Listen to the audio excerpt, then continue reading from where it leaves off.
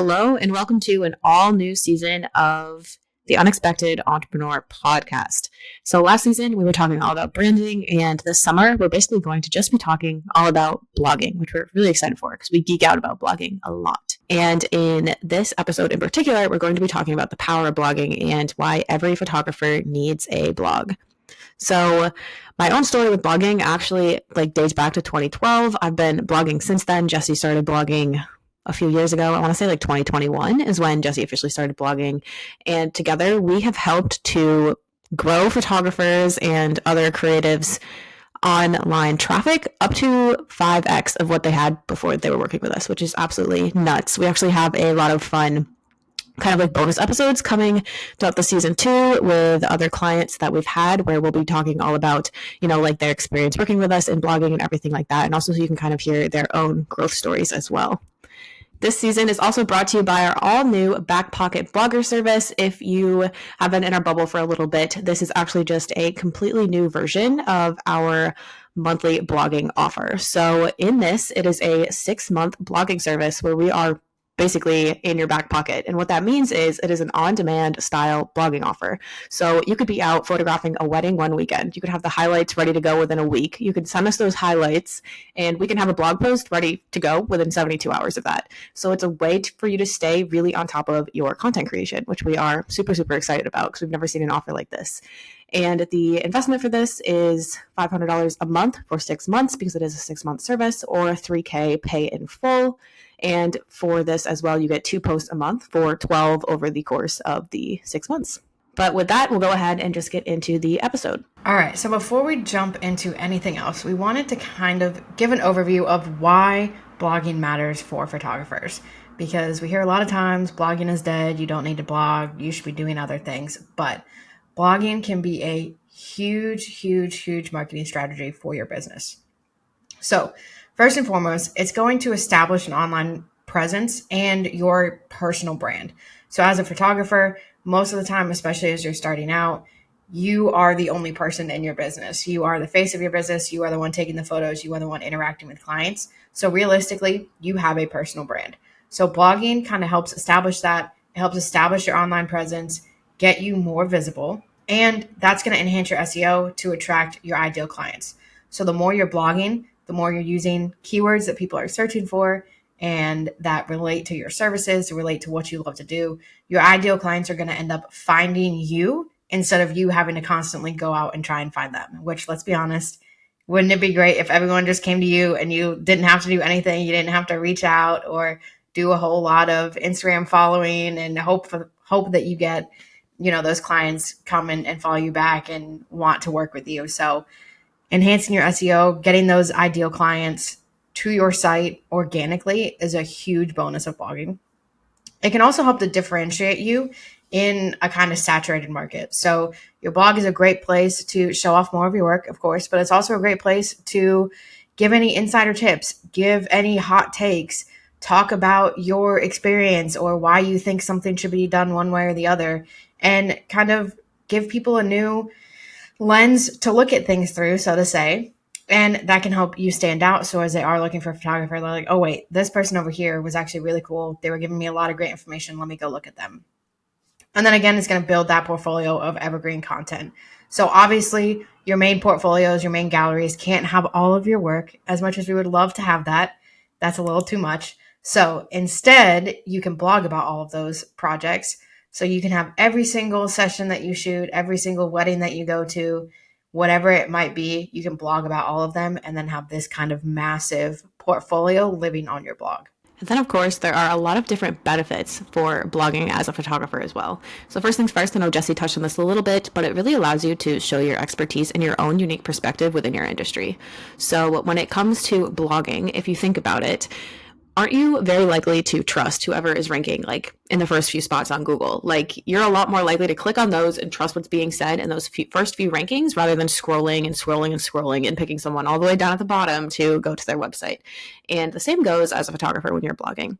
Plus, on your own website, if you have a blog that you're really active on and, your clients see that, we have personally heard from some of our own photography clients that, their own like leads have actually inquired with them because they saw a lot of their work through their blog. They saw like how much of an expert they were through those blog posts. So again, it's just something that you should really try to keep up with. It also creates a platform for storytelling and also showing off your client features. So I know we talked about this a little bit, but with Back Pocket Blogger, we have that 72-hour turnaround. And one thing that's really cool about that is that if you're able to stay on top of, showcasing your most recent work, you can then send those to your clients while they're waiting for their full gallery. So that you're getting even more eyes to your work. You have more people sharing it and everything like that. It will also help you, obviously, to increase website traffic and engagement, which is the ultimate goal. We really want to get more eyes on your website, because the more eyes you can get on your website, the more people who are going to know about you, and the more possible people there will be to actually inquire with you. And then that brings us to our last point, which is another benefit of generating leads and inquiries through your content. So in every single post, one thing we always make sure to do and we always recommend is to have a call to action at the very end that is relevant to the actual post. So for instance, let's say you have a post about a specific wedding venue. In that, final paragraph, you're going to want to be like, oh, are you still, looking for a wedding photographer in Denver, Colorado? Like, I'm situated here, I'm located here, and I would love to learn more about your love story. Click here to get in touch. Now, when it comes to blogs, not all blogs are made created equally. There are definitely some things that you can do that can help boost the success of your blog. So the first thing you want to do, just with your brand, just like with your marketing, you want to identify your target audience and their interests. So you want to target your blog posts to what your ideal clients are going to be searching for, and try and get them in the planning process. That's the best tip that we have. If you are a wedding photographer, getting them in the venue search. So if you're talking about the best venues, or if you're talking about, your tips or your picks for the best vendors in your area, whether that's, wedding planners or DJs or florists or whatever it might be, when you catch people in the early stages of planning whatever session they are planning, odds are they haven't either hired a photographer, they haven't even thought about it, they haven't gotten to that point. So you're going to catch them at the early stages where you can still make an impact, give them the information, and then they're like, oh, wow, this person's perfect. Let me just hire them. You also want to make sure you're crafting compelling blog post titles. So think about what you click on when you're on Google. And we don't necessarily want to make them clickbaity, but you want to make it so that when someone looks at it, they're like, oh, wow, yeah, that seems cool. That's exactly what I need. Has the keyword in it so they know that it's the post that they're looking for, but it's something that's interesting enough that they are going to click on it. And then once they're on it, you want to make sure you also have really good, high quality images and visuals throughout. So whether that's, sometimes you can put little videos in there, GIFs, or, just having the images on the blog post that match up with the headings that you're talking about, the venues you're talking about, the different props you would suggest bringing to a branding session, or, outfits to wear to engagement session. Like, put photos in there that relate to those topics that look really great. That way, again, it's going to function as that portfolio piece. It's going to function as that gallery in addition to giving them the information. And then you always want to make sure you're doing everything you can SEO wise. So making sure the keywords are in there, making sure you have, the SEO title and the meta description. You have alt text on all of the images, everything like that, to make sure that it gives you the best chance of ranking in those search results. And now you're probably starting to think, okay, but like, what are some content ideas for photography blogs? And again, that's where SEO is really going to come in handy. If you do have access to a keyword research tool, our favorites are KeySearch and Ubersuggest. If you have access to any of these, you are going to be able to basically find a gold mine of content ideas. When I tell you, you should never run out of content ideas, and keywords are going to be the way to success with that. But just to kind of help you brainstorm a few ideas, you could do something like behind the scenes of a photo shoot. You could do some different client success stories, which kind of goes hand in hand with if you're doing like any venue features or a, featured wedding, featured engagement session at a specific location, anything like that. If you are trying to do photography education, you can also write posts specifically for photographers. So you could be writing posts about, tips and tricks for aspiring photographers or beginning photographers if you want to attract them. And if you're an elopement photographer, you could also try to lean into some more travel-like posts. We're huge travelers, so we're all for that. But, maybe you photograph at specific national parks a lot. You can start to write posts specifically about that as well. And when it comes to blogging too, we get the question all the time about how frequently you should post, how to maintain consistency, how to keep blogging, because sometimes it can absolutely be something that kind of gets put on the back burner. But our best tips are, one, make sure you're creating kind of an editorial calendar. So we would suggest starting at 2 posts a month. So try to just put out 2 posts a month, put it on the calendar, pick whatever day it is, whether that's, every other Friday you want to put one out, or every other Wednesday, whatever works for you. And then if your goal is to be consistent, maintain consistency, batch write and schedule out your post. So realistically, once you are outlining the post, if you have your topic and you're like, okay, this is what I want to talk about, you can write a blog post in under an hour. Especially as a photographer, you are writing about your expertise, whatever venues you're writing about, whatever tips you're writing about, whatever locations you're writing about. They are all ones that like the back of your hand, and you are at all the time, you use all the time, anything like that. So once you get it outlined and you're like, okay, these are going to be all the things that I'm going to touch on, you're going to be able to write it like that, and it's going to take no time at all. So you can batch write them and schedule them out in advance. If you're like, okay, I want to be every other Friday, I want a post to go out, you can do that. Otherwise, you can batch write them, or just write, the 2 a month on the first week of the month, and you can post them both then if you want. It's not going to affect so much how they rank if you schedule them versus post 2 at the same time. But if you want to stay consistent, scheduling them out is great. And you also want to balance kind of your blog updates with your photography work. So this kind of goes twofold. One, as you capture more sessions, photograph more weddings, whatever it is, you can go in and be like, okay, what keyword can I use for this? Have I done this location yet? Was it a specific style or anything like that? And just write a post right off the bat, even just off of, the preview gallery that you send your couple. You probably have enough photos in there for a blog post, and you have enough information. It's fresh in your mind. You can just write the blog post right off the bat. You can also go in and update blog posts as maybe you found a new location that you really love and you have a roundup post, the best locations in your area, add that one to the list, or update with new photos. If, your style's changed, or you have a wedding that you really love that you want to feature, you can go in and update those posts as well too.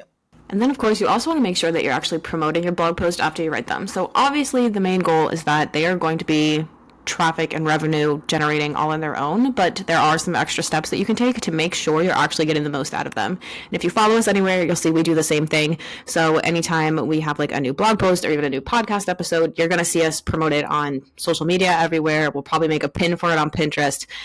Even this is going to end up on YouTube, and then we'll also send an email to our entire list about it. So some ideas for actually promoting your blog can include, sharing your post on Instagram, Facebook, anywhere else you're active. For blog posts in particular, we don't necessarily usually make an entire post about it. Sometimes we'll turn it into a carousel, but normally what we'll do is we'll just grab a photo and throw it up on our story and just add a link to it, because that way we can get people right over to there. Plus, we find that Instagram stories tend to be a lot more active lately than actual feed posts.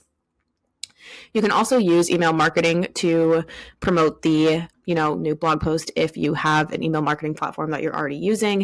If you're looking for any advice, we also always get asked this. Our personal favorite at the moment is ConvertKit. Flowdesk is also a great option. And if you want something completely free to start with, then you can definitely check out MailerLite. And yes, it is fairly easy to also switch between the different platforms. We've actually switched from Flowdesk to ConvertKit before. And with another business, we switched from MailerLite over to ConvertKit. So that is totally possible. You can also try to engage with any of your readers through comments and feedback and anything like that. So if you can turn comments on your blog posts, it can be a great way to also start conversations. And you can also take your blog posts and turn them into a photography podcast specifically for clients as well, if that's something you'd be interested in. So this has all been great, but how does blogging actually integrate into your marketing strategy? What role does it actually play in that? So one of the important things that you can do is make sure that your blog content integrates, matches, feels the same as your overall brand messaging. So the one thing you want to try and avoid is people landing on your blog, they read it, they're like, okay, great. And then they go to your website, they go to your Instagram, they go somewhere else, and it is a completely different vibe. It's a completely different tone of voice. What you're saying is completely different. And now they're like, okay, I was really interested in hiring you, but now I'm not so sure because I'm not exactly sure what I'm going to get. So first things first, you want to make sure that your brand messaging stays consistent, and that includes on your blog. You can also utilize your blog to kind of support your sales funnels. So this can start with a freebie. If you don't have a freebie already, we definitely suggest setting one up. But what you can do is have either one freebie that you can put in everything, or have kind of different topics of freebies that you can put in different posts. So for example, with us, for any blog post where we are talking about blogging, we have a 60 free blog post idea freebie that we can put in there. If we're talking about websites, we have a what website platform is best for you quiz. So you can kind of pick and choose what freebie you put into a post depending on the topic if you do have multiple, or you can kind of create a general one that anyone landing on your site would be interested in. That way you can get them into your email newsletter list, you can get them into your community and help kind of foster them to create that kind of sale in the future. You also want to make sure that you're highlighting the connection between your blog and your services. So just like we always like to say, you never want a page to end on a dead end. You always want to make sure that your blog is promoting some sort of service for you. So at the bottom, that should be some sort of CTA to either get in touch with you or check out your services, or even going to other blog posts that are related and keep people clicking around. You never want to just like put it out there and be like, okay, great, bye. Like you want to encourage them to keep going, encourage them to stay in touch with you and keep interacting with your brand. All right. And before we wrap up today, I did just want to talk about a few of the biggest hurdles and challenges that we often hear. And trust me, like we've totally been there. We've totally felt these too. And we've just been blogging for so long that we've been able to really work through them. So we just wanted to share some of our own advice. But the first one we always hear is, I don't know how I'm supposed to find time to blog or even update any of my blog posts. And with this, honestly, even just having like one post that you put out a month can make a difference. A lot of our clients, we do the 2 posts a month for them just because we found that that's honestly like what works best. And because we're writing it for them, they're able to keep up with that. But if it's just you, even writing 1 post a month, once one post gets picked up and starts to rank really well, that can account for like so much of your traffic.